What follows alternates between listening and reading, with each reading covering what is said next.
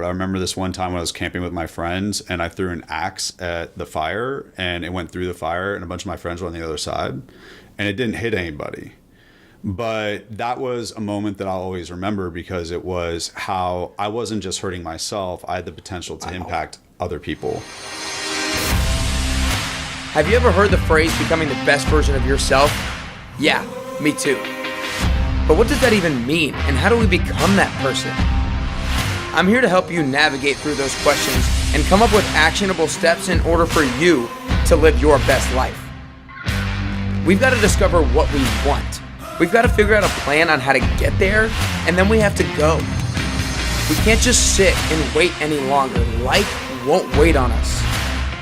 So come join me on this constant journey to become the best version of yourself and to find your best you. I'll see you on the other side. All right, everybody, welcome back to the Best You podcast. I got the super inspiring Michael Brody-Waite with me here today. I'm super pumped to have him.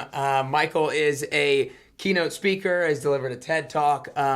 But back in the earlier days, you did college dropout, a former addict, and everything like that. So I actually want to go back and start back in your college days. You went to UC Davis, and you ended up flunking out. Is that correct? Yeah. Gotcha. And so I just kind of want to talk about what was going through your mind when you were kind of getting to that dropout point or close to it. Were you worried, or did you just have this kind of like nonchalant, everything's going to work out kind of a idea? Oh, man. I actually haven't thought about that in a while. Yeah. UC Davis, you did your homework. Yeah. So for me, my whole life, I never really applied myself academically. It's really hard for me to get excited about theory. I really like reality. And so for me, I'd never applied my talent at school, and I never got straight A's or anything like that. So I was at UC Davis and I went through this inflection point and I said, I'm going to absolutely apply myself. And so for 2 or 3 quarters, I got straight A's. And then I was like, what's the point? Because I didn't care about getting a degree. I'm not devaluing degrees. I never cared about it. But I wanted to prove to myself that I could be successful. And once I was able to, since I didn't value academia, I was like, well, now I don't care about this. And right about the same time, I'd been cut off from my parents and I was completely on my own, and I started experimenting with using alcohol and drugs on a regular basis, and I tried to start a business. Instead, I just became a drunk. And for me, I was like, I still tried to go to school because that's what I was supposed to be doing. Right. But I stopped going to class. I didn't care. I remember Nutrition 101, a class that everybody should pass. Yeah. I went to high, and I actually did the Scantron thing where I went C across the entire Scantron. Oh, my Lord. And I actually thought that was going to help me. Yeah. And of course it didn't. Right. So I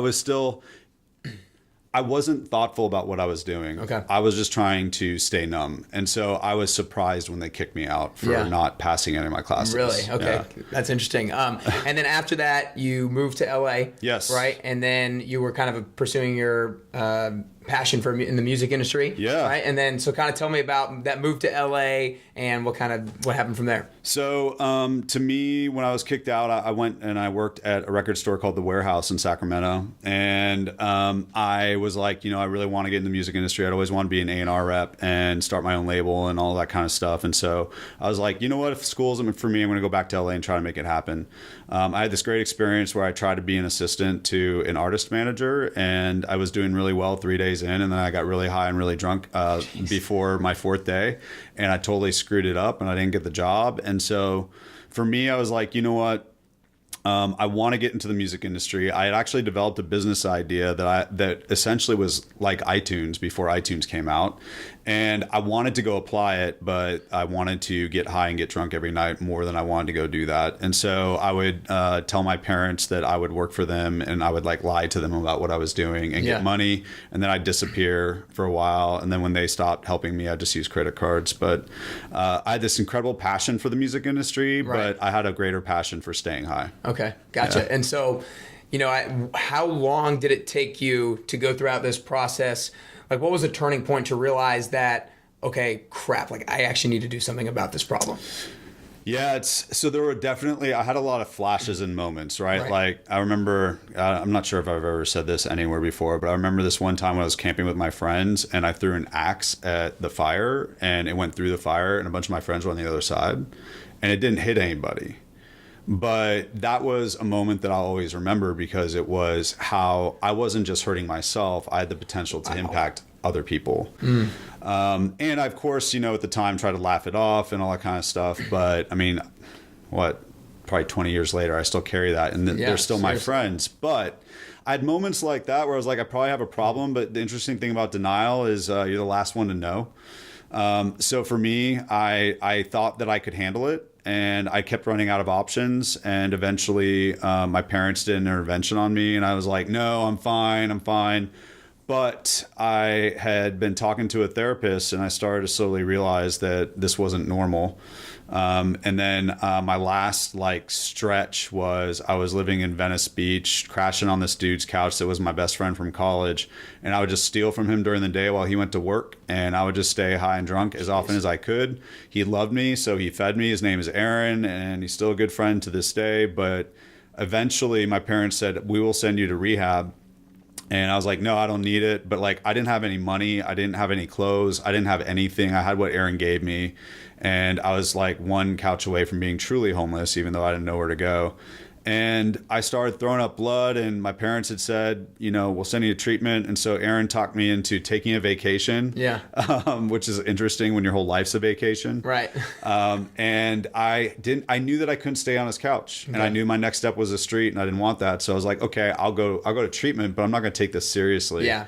But I ended up. But at least you finally pulled yourself to actually going. Yeah. But I didn't go because I was like, oh, I need help. It was, I'm out of options. Oh, okay. And that's why it's really valuable for consequences to exist. Tell me about addicts. that difference. The difference is I didn't think I needed it. And I thought that when I was done, I would just go back to doing what I was doing. But when you're literally, I would live in 3-hour increments. Okay. I would get high, do whatever, and then try to get high again. Yeah. So I'm just trying to get through today and tomorrow. And so for me, it's really fundamental. Maslow's hierarchy of needs.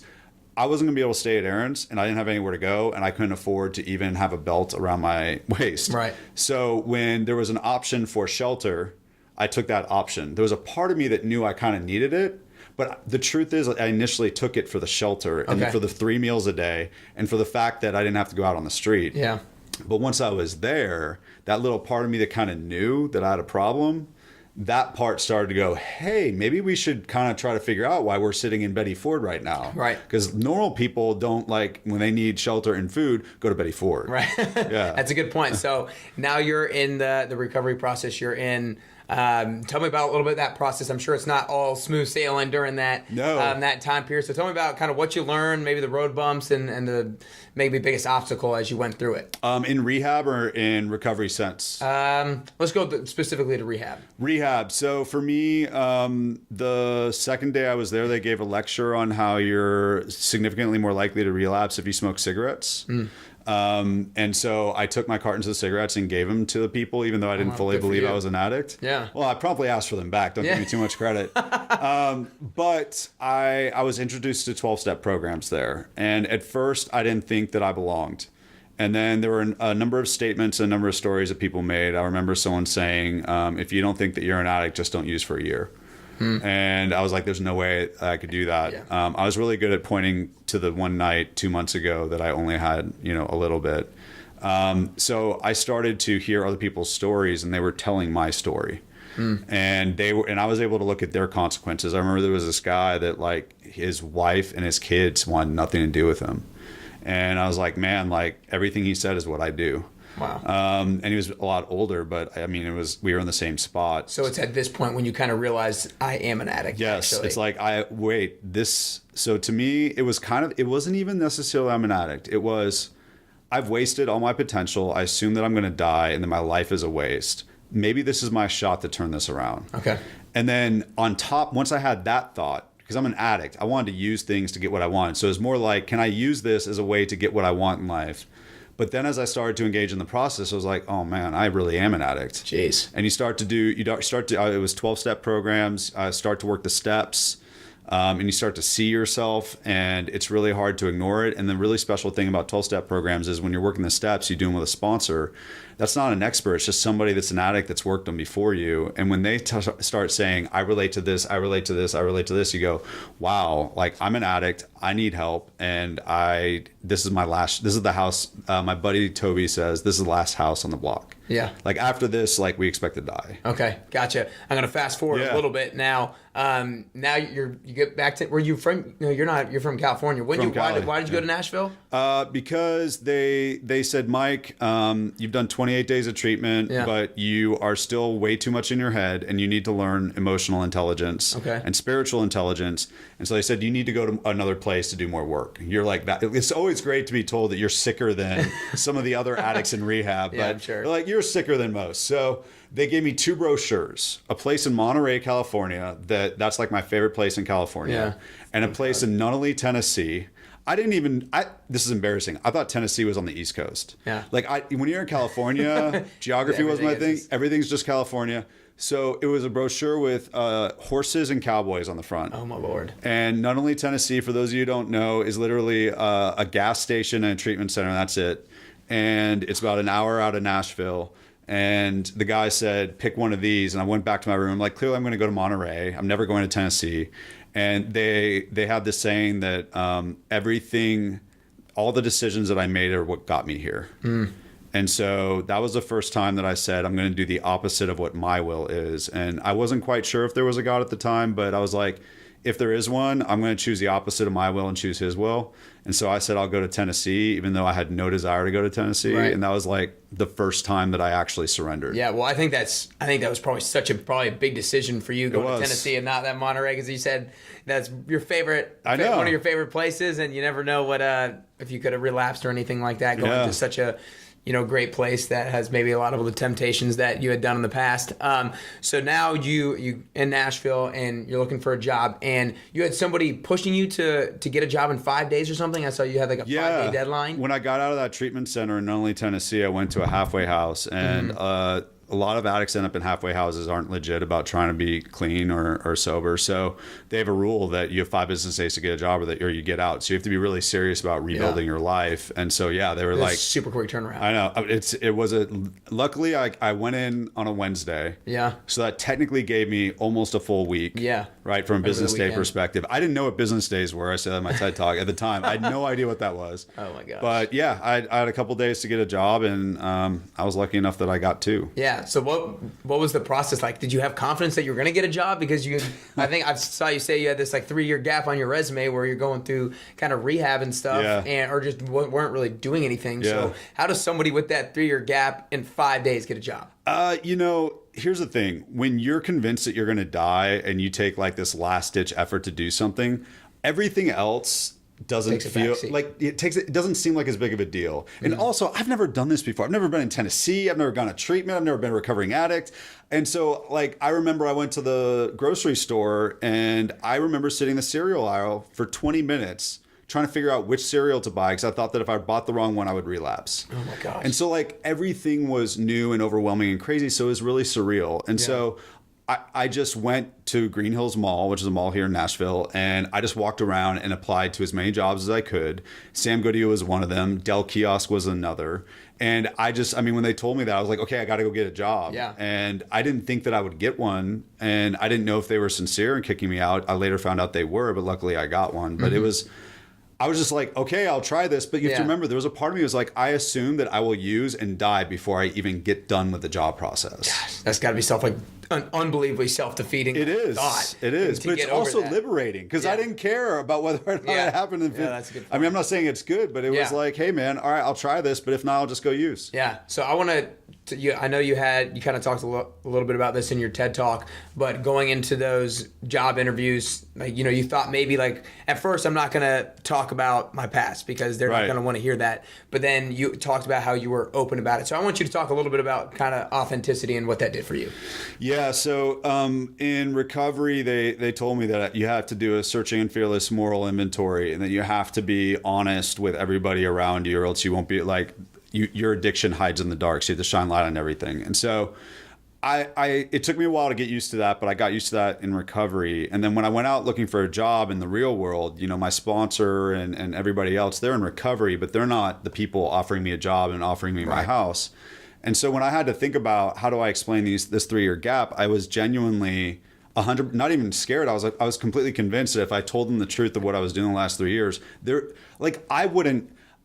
right now, as a guy with 16 years clean, if someone were to say, I've been using the last 3 years, even I'm going to be skeptical on hiring that person. So I don't know how someone that just doesn't even know is going to be like, oh, well, you know what? We're going to give you access to the cash register. So we think the fact that you used to steal to buy drugs recently is a really good idea for us. Right. No, you think nobody's going to give you the job. So it was a real test of, can I be real in the real world? Yeah. Like, this works in a sandbox and in a controlled environment, but does this work in the real world? And I ultimately went out on a limb because I was less scared of not getting a job. I was more scared of dying by using.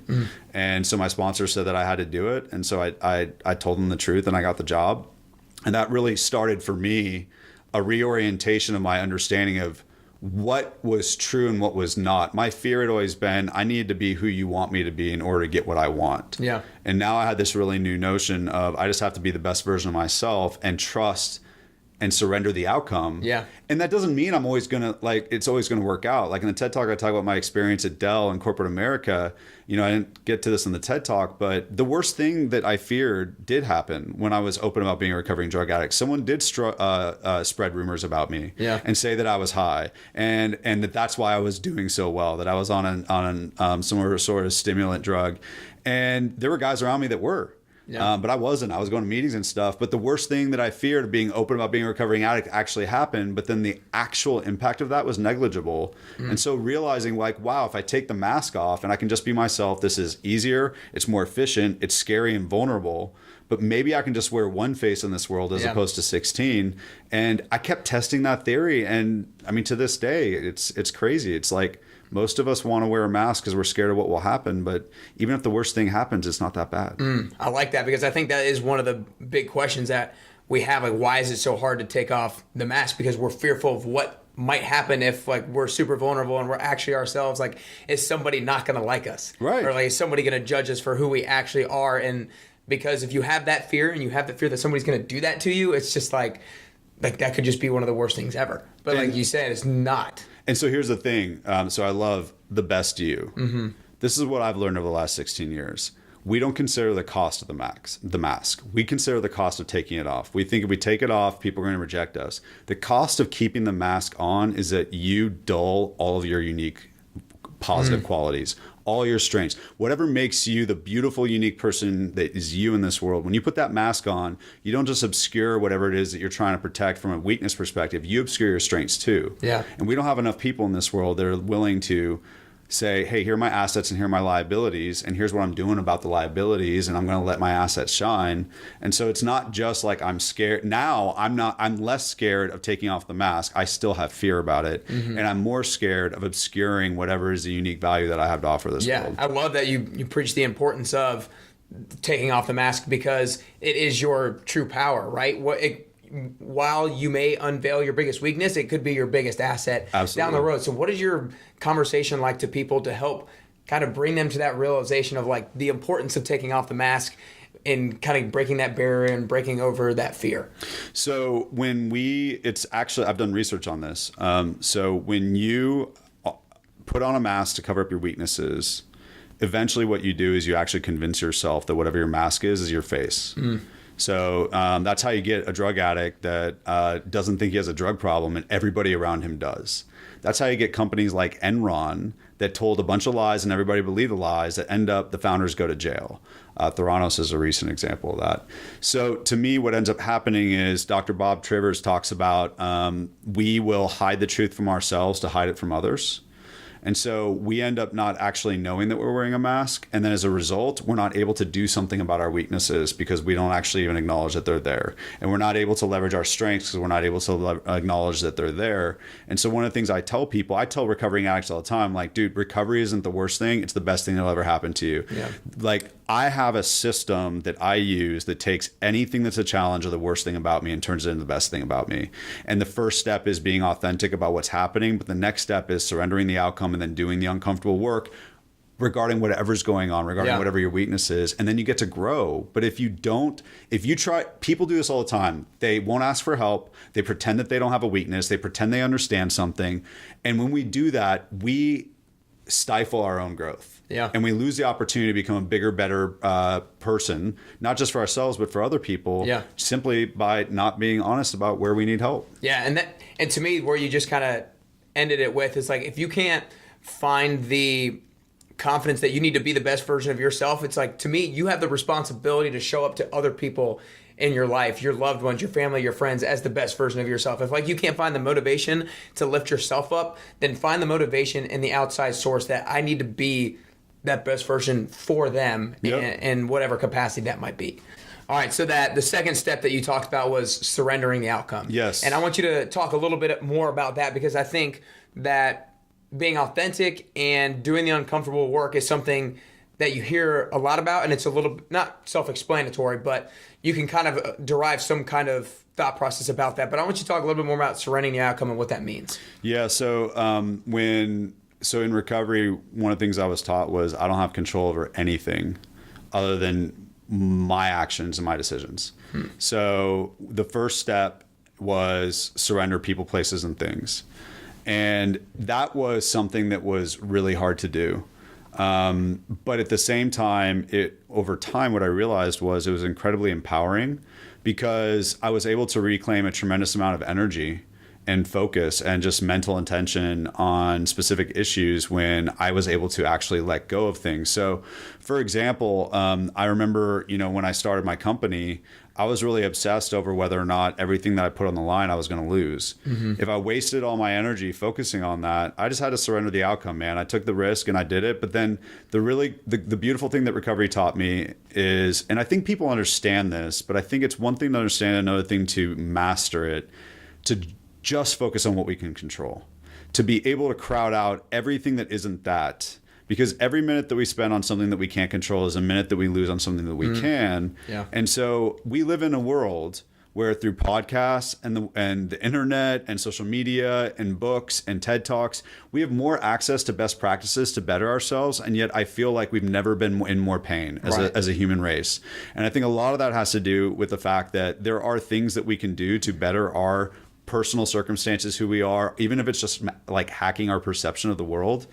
But we have to stay really focused on what we can control. Because there's so much more out there that isn't on that too. Man, when you said politics, that, I mean, even my sports teams, man, when they make the wrong trade, and I don't know that's the wrong trade, but like, oh, why'd they trade for that guy or whatever? Like, even that kind of stuff, that robs me of the energy. And I feel like being a recovering addict, the more that our society focuses digitally on things that we cannot control, I feel like the more being a recovering addict gives me a competitive advantage, because I can crowd stuff. I don't always do it, but I have a muscle that I've been building for the last 16 years to crowd stuff out and just ignore it. Yeah. So let's actually talk about that. The 3 steps.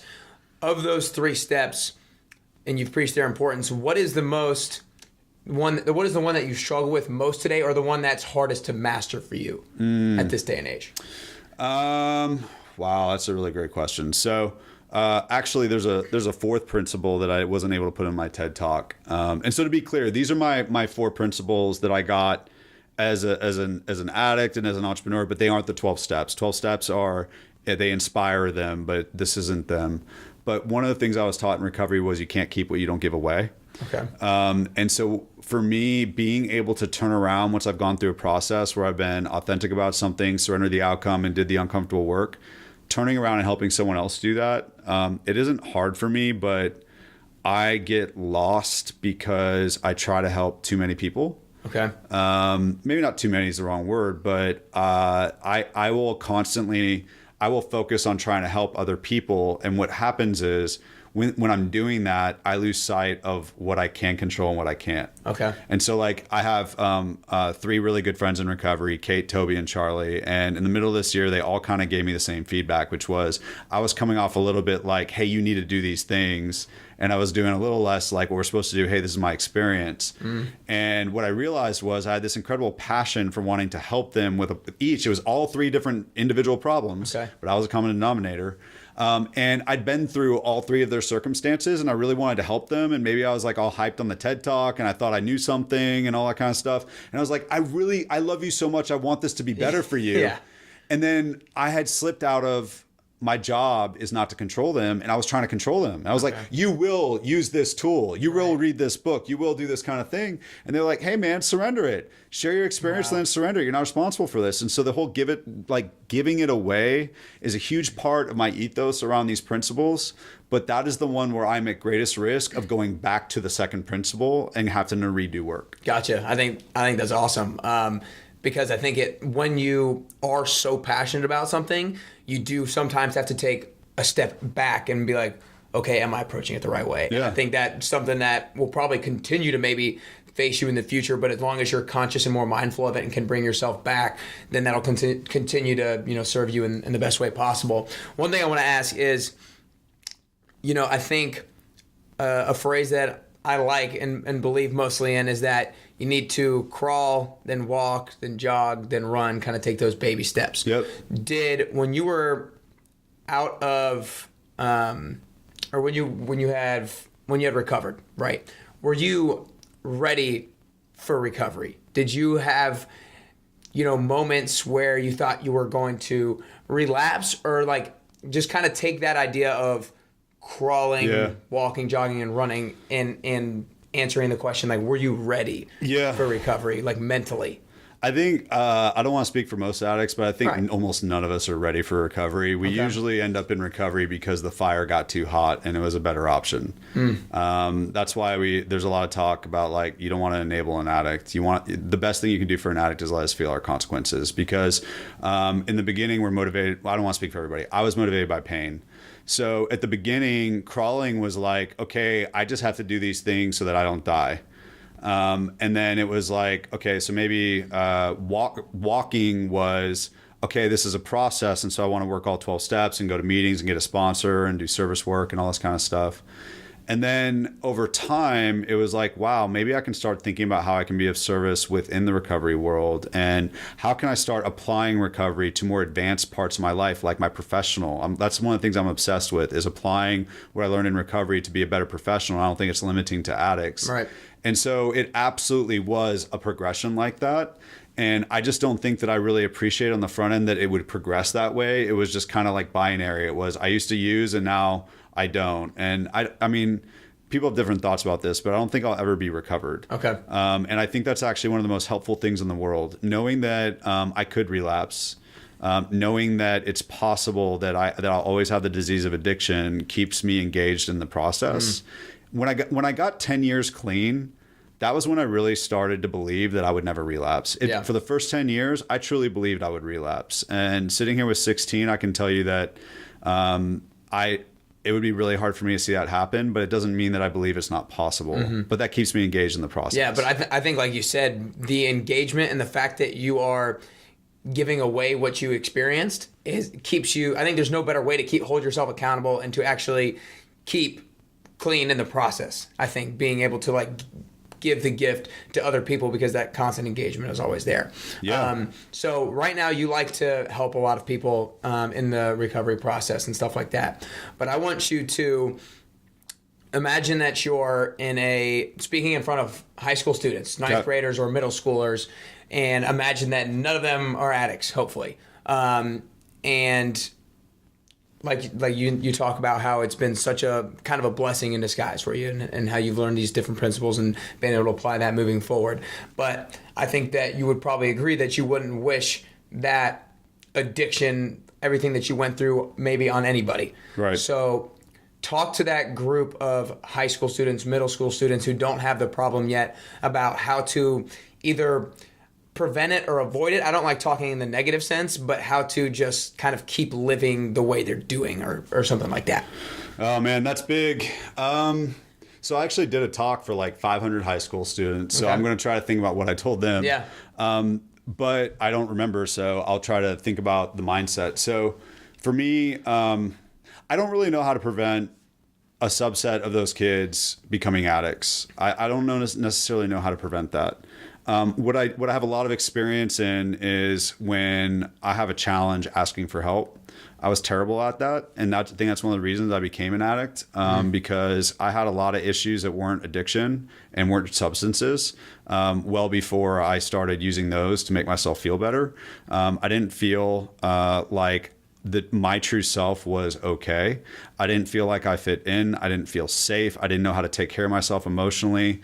High school students, I think about, younger kids, like something like 50% of the jobs that they'll ultimately do don't even exist yet. Yeah, I've heard that And too. so one of the things people talked about is what we need to teach these younger generations is emotional intelligence and the ability to deal with change.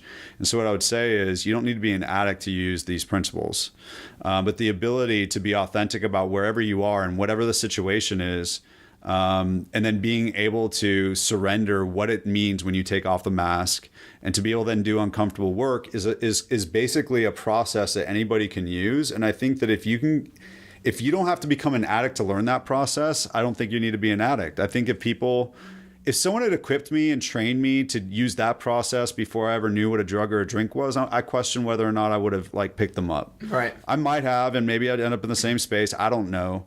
But telling them that, some of you are probably going to end up wrestling with this. And one way to avoid it would be to practice what you do once you're there. And that is ask for help.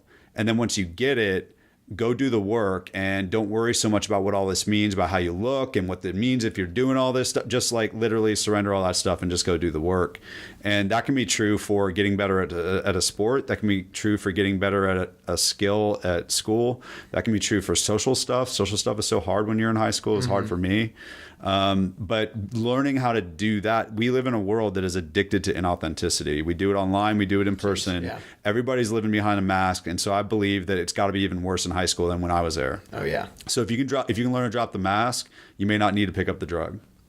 I think it's just so big. When I keep going back in my head to when you were talking about how we live in an age where you have so much more out there to be your best you, to work on becoming the best version of yourself. You have these resources, but why is that the case? It's because, like you were talking about, for every minute that you spend worrying about what you can't control, you lose a minute of what you can. And there's so probably much more out there, and grasping people's focus on what you can't control, or just kind of comparing yourselves and giving you more and more masks. And we're spending so much more time on that rather than what there is actually out there on what you can control. Yeah. So I think I just keep going back to that, and being able to drop the mask, like you said, to the high school students. I think that's just such a big step that they need to be able to take and kind of gain the courage to be able to do. One thing when you were saying that I thought of, that I'm not sure I've ever thought about it this way. It is really easy. We live technology, and I love technology, but in today's day and age, it isolates us quite a bit.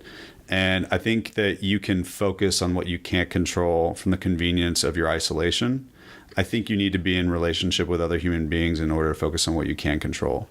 And because when you focus on what you can't control, you have to go do something about it. And that usually means engaging help in some way, whether it's a friend, whether it's a resource or whatever.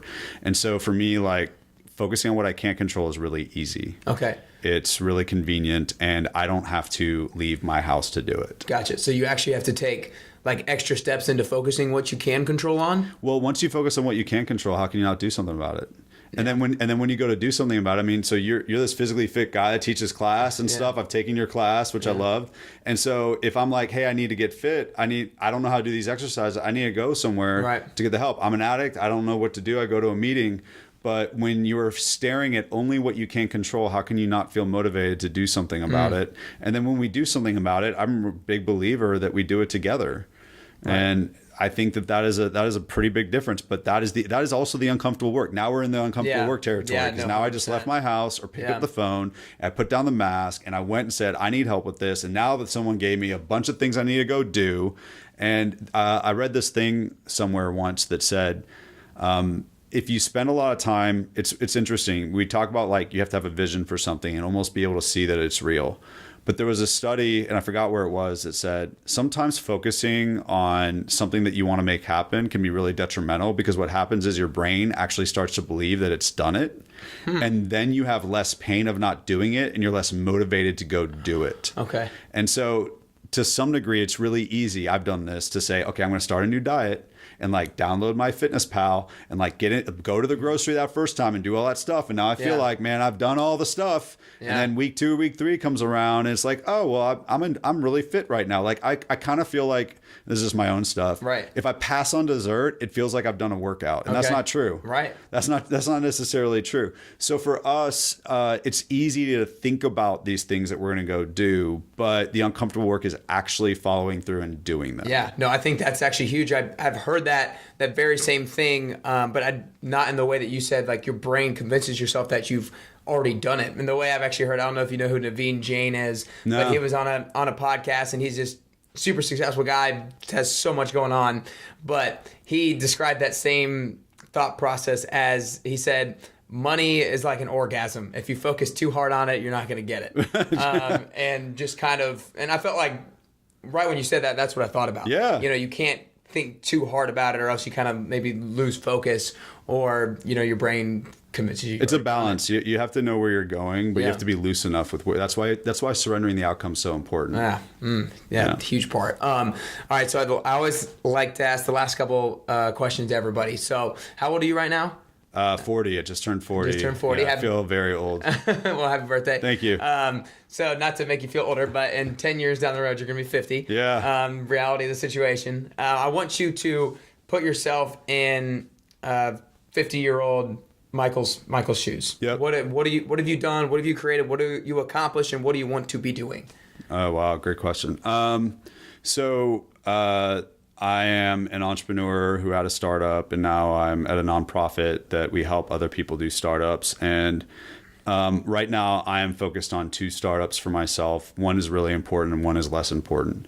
The first one is having a child. Yeah. And so 10 years from now, not really expecting that. Yeah, not 10 years from now, but like maybe 10 months from now, right. I want to have mastered figuring out how to make all that work, because I know that it is a life change. I have a lot of friends that have gone through it, and I want to be the best dad that I can be, and I've worked really hard. And so whatever it takes to be the best dad I can be and the best husband I can be for my family, I want to work on this with the same level of intentionality I've done everything else. So hopefully I'll have a 10-year-old that's a startup that I'm proud of. And then the second thing really is I'm really focused on teaching these principles to other people, especially people not in recovery, for how they can become masters of authentic growth and be like leaders that this world has never seen. And so I've started a company called Leader Confidential. You can go to it, leaderconfidential.com.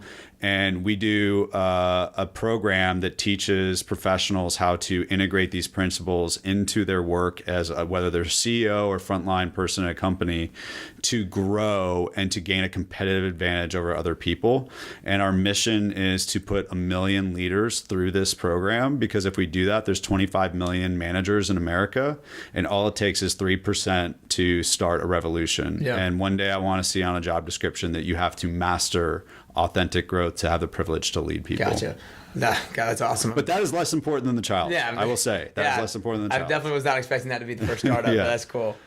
So before I ask the last question, I want to commend you, man. This has been an awesome interview. I've never done anything like this before, and never had anybody answer questions like this before. So I'm been really moved by it, and I know I'll go back and listen to it and be even more inspired and be able to follow those principles and everything like that, because I think the principles that you're teaching, like you said, you kind of learned it during recovery, but they're so applicable to all areas of life, and they kept coming back to us during the interview.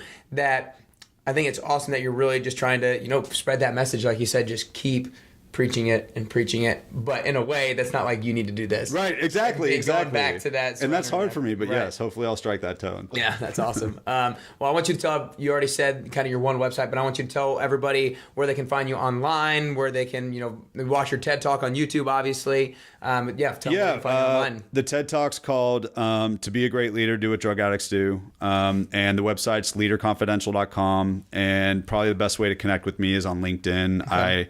I don't really do social media to the extent that I should. Well, I don't know if I should. Right. But LinkedIn's probably the best way to connect with me. Or just go to the website and you can send a note to us that way. Okay, awesome, cool. Well, the last question I always like to ask everybody is, talked a lot about becoming the best version of yourself. And I always think that becoming that person is a constant journey. I don't think we're ever at that best version of ourselves, but we're always striving to be. Hopefully on our deathbed one day, we can maybe take our last breath, having the confidence that we got close enough to our own satisfaction. But what I want to ask for you personally is, what are 3 things that you could do or 3 things that you could work on in order to become closer to that best version of yourself? Oh, wow. I should have known the answer to these. Lucky for me, I really focus on this stuff. So one thing for me is being able to, I really care about people, and I'm blessed to have a lot of opportunities. And I hate the way that this sounds, but I'm going to be real. Saying no to things is a real challenge for me. Yeah. I do it, and actually a lot of people think I do it well, but I don't do it well enough. And with the child on the way, it's something that I've been really thinking about. Oh yeah. And the truth is that the reason that I don't say no is I want people to like me. And I want to be willing to dare greatly and do the next right thing, even if it means I say no. And I think I need to get better at that as I work on both these startups. So that's one thing that I'm actively working on right now. Another one to me is going to be just learning how to be present more. I love having intellectual conversations and growth conversations with people that are entrepreneurs and in recovery, anyone else. And this is all going to come back to my kid, man. Sitting there being present with my child, I have a lot of friends with kids. It's a whole different deal. Yeah. Like, the kid isn't sitting there saying, yeah, our growth projections for year 2 are going to be awesome. They're saying goo goo gaga. And I think it's going to be an incredible opportunity for me to practice mindfulness and being present and patient in a great way. And then number 3, and I just kind of touched on it, but I meditate most mornings, but I do about 20 minutes in the mornings, and I really, really, really want to get to 40 because I think that in doing so, I will be able to be more present with my child. And I also think that if I'm able to do that, then I'll be able to say no to things. And all of that goes back to, can I find my unique purpose on this earth and allocate my energy towards that, rather than doing all the things that I kind of want to do or I think I want to do that aren't necessarily what are meant for me. Gotcha. Well, those are awesome. I love those 3. You didn't have them before. I didn't have them before, but now I know. It's good. It's a good thing I know now, though, right? Because I gotta go do that. Yeah. We'll sit here and do this 10 years from now. We'll see if I did them. There you go. Very good. Well, that's all we got. I appreciate you coming in. Thanks, that was man. awesome. Appreciate it. Yes, sir.